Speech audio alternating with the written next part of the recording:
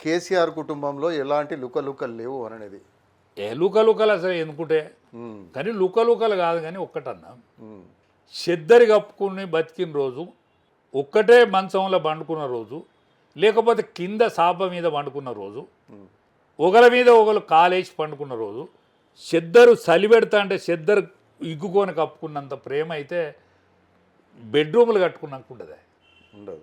మీరు పరిశీలించండి. నేను అవును, కరెక్ట్. అది మన ఇల్లు ఇరుక్కున్న రోజు మనం అందరం ఒక్కటే దిక్కు పండుకున్న రోజు సాలి దుప్పటి కప్పుకున్న రోజు అరే నా దుప్పటి ఇగ్గుకునేవేంద్రా నువ్వు చిన్నంగా నేను రాత్రి లేచి చూసేవారికి అంత మొత్తం చుట్టుకునేవేంద్రా అనుకున్న రోజు అంత ప్రేమ అవుతుండదన్న. బెడ్రూమ్లు వచ్చినాక ఇవాళ బెడ్రూమ్ వాళ్ళకైతుంది. అంటే మనస్పర్ధలు కొద్దిగా స్టార్ట్ అయినాయంట. అవుతుంది సహజంగా. సంపద ఎవరిని దగ్గర ఉంచలేదన్న. లక్ష్మి ఎవరిని దగ్గర ఉంచలే. పాండవులు వనవాసం అయిన రోజు కుంతి ఎక్కన్నది గాంధారి దగ్గరన్నది. పాండవులు వనవాసం అయిన రోజు కుంతి ఎవరి దగ్గరన్నది గాంధారి దగ్గరన్నది. పాండవులు వనవాసం నుంచి వచ్చిన రోజు మెల్లమెల్లగా దూరమైందే. మెల్లమెల్లగా దూరమైందే. ఆనాడు అడుగుతుంది. ఆనాడు కుంతి అడుగుతుంది, అక్క నన్ను ఇదివరకు చూసినట్టు చూస్తలేవు అని. నువ్వు ఇదివరకు చూసినట్టు చూస్తలేవు అంటే ఆపది మనల దగ్గర తీస్తుంది అమ్మా. అంతే. ఆపది మనల దగ్గర తీస్తుంది, సుఖం దూరం జరుపుతుంది అన్నది మహాభారత చరిత్ర. అవును.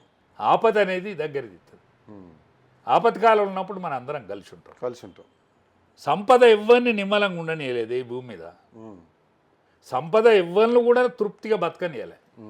అంటే ఇదైతే అంటే వీళ్ళు కొత్త పార్టీ లేదు, ఏం లేదు, అంతా అంటే కేసీఆర్ పిలిచి మాట్లాడితే అయిపోతుంది. ఏ కేసీఆర్ పిలుచుడు అక్కర్లేదు, మాట్లాడక్కర్లేదు. ఇప్పుడు మనం ఈ చూస్తాం కదనే, ఈ గారెడోడు ఒక ఆట ఆడతాడు. ఇట్లా గారెడు ఆట ఆడతాడు కదా.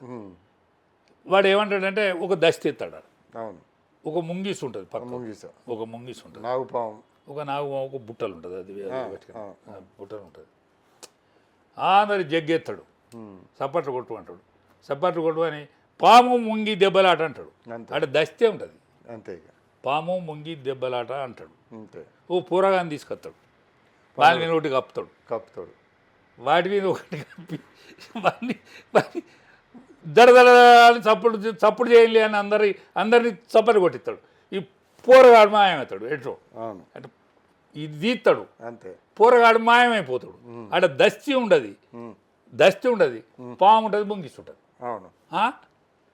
పాము వచ్చాక ఇక్కడ నుంచి వచ్చే పొలగాడు ఎడిపోయా, పొలగాడు మెల్లగా పోయి ఎనుకుంటాడు. పాము ముంగి దెబ్బలాట అంటాడు. అవకాశం ఉండదు ఇది. అంతే. అది నిజమైన పాము కాదు, అది కూరలు తీసే ఉంటుంది. అది ముంగిసదానికి అరవది. మళ్ళీ దానిలో బుట్టలు వేసుకొని పోతాడు. మళ్ళీ ఒక మళ్ళా ఇది పాము ముంగి దెబ్బలాట తప్ప దీనిలో ఏమీ లేదు. అంటే ఇక రానున్న రోజుల్లో వాళ్ళ గురించి ఎంత తక్కువ మాట్లాడుకుంటే అంత మంచిది కదా. అన్నిటికంటే నేను ప్రసార సాధనాలకు మళ్ళీ సరిదండం పెడతా. ఎందుకు లేక పెద్ద మంచివి కానీ